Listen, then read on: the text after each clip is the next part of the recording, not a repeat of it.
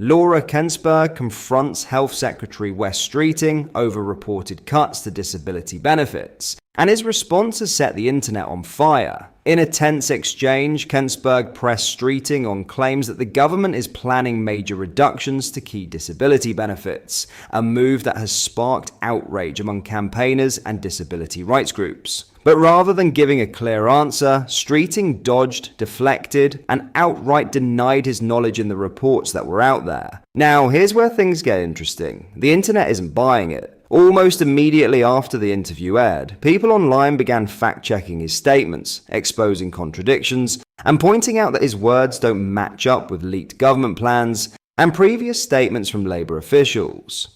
Streeting's attempt to brush off concerns has backfired spectacularly, with critics accusing him of deceiving the public and hiding the real agenda behind Labour's welfare policies. So what exactly did he say? Why are so many people calling him out? And what does this mean for the future of disability benefits under Labour? Let's break it all down. But first, hit the like button and subscribe to the channel and join our fast-growing community. So have a watch of this. There had been suggestions that you were going to freeze personal independence payments, PIPs as they're known. That's a specific benefit.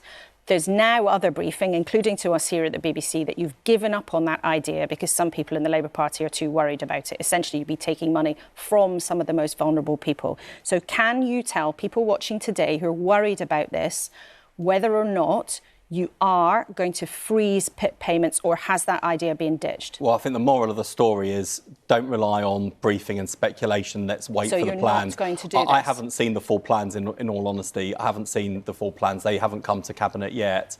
But what I do know is that the Work and Pension Secretary wants to support people who need help the most, and we've got to make sure that there is a wider range of support and that everyone's playing their part, including me, because, you know, with those levels of illness, for example, if I can help people back to health, in many cases I'll be helping them back to work, and that's what we'll do. But this is a really important specific point. Can you confirm that this is not going to happen? You are not going to freeze PIP payments? Well, I haven't seen the proposals, but I think you've seen the briefing, you've seen the speculation. I think the moral of the story is wait for the plans, because of course we need to make sure we've got to make sure the welfare system is sustainable. There are 1,000 people signing on to PIP every single day. Those 3 million people who are shut out of the labour market because of long-term illness, I mean, that's a population the size of Greater Manchester. So you can see the scale of the problem. And it's a bit, as I've sort of, you know, talk a lot to Liz Kendall, is a good friend of mine, as I talk to her about the scale of the challenge she's facing in the welfare system and what you pointed to there, which is the long-term pressures and costs.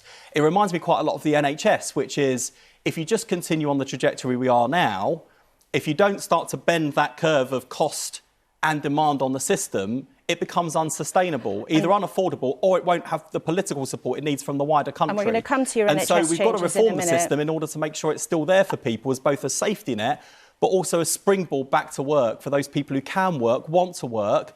The system's got to support them to get back to work. And in terms of... This is where people caught him out. Kit said, Streeting talks tough for the whole interview, then shamelessly wimps out of a straight policy question. Of course he's seen the proposals. Or was he not invited to the cabinet meeting for this one? Redskin said. He's seen the proposals, reason is it will affect his own budget. This user said. So what's he chatting about them for? This user said. Liar. He will know full well the plans. This user said. If you haven't seen the plan, then don't talk on it or do the media round. Cap said. So the health secretary hasn't seen the proposals that could impact people's health? I'm calling BS. This user said. Has anyone heard any Labour politician on a TV interview, breakfast show, question time, PMQs ever actually reveal anything factual, rather than just continuous meaningless sound bites and platitudes, mostly knocking the opposition? Not just BBC, any channel, never a single fact. What are your thoughts? Let me know in the comments.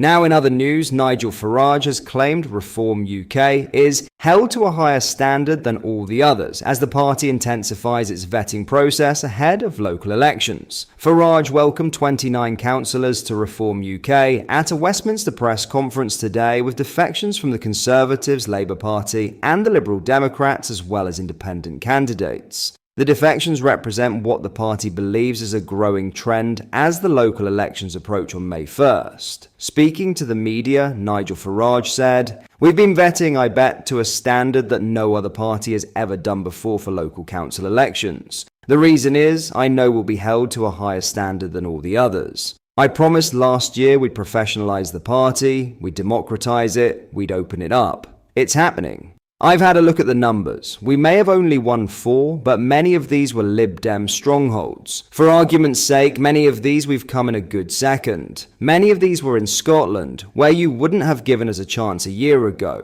If we're polling 15 to 20% in Scotland, they may not be victories yet, but they show progress. If you went back to last September, with the weekly council by-elections, we were hardly standing in any. Now we stand in virtually all of them, and the scores are improving. This is still a work in progress. Let's be absolutely clear about it. It's a work in progress. That's why May 1st is such a big day for us.